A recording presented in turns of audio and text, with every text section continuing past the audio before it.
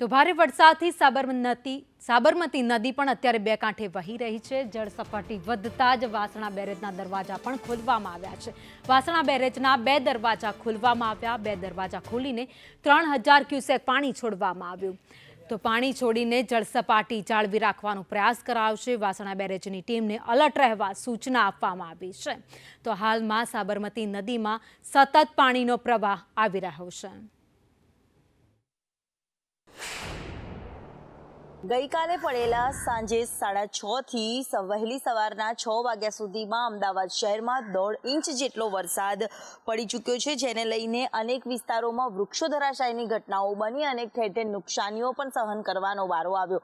જો કે કાળઝાળ ગરમીમાંથી વાતાવરણમાં ઠંડક પ્રસરી છે। ગુજરાતમાં ચોમાસું સત્તાવાર બેસી ચૂક્યું છે, જ્યારે ગઈકાલે પડેલા વરસાદને લઈને પાણીની આવકમાં વધારો થતાં વાસણા બેરેજના 2 દરવાજા ખોલવાની ફરજ પડી હતી। આ સાથે 3000 ક્યુસેક પાણી પણ છોડવામાં આવ્યું હતું। સાબરમતી નદીમાં પાણીની આવકમાં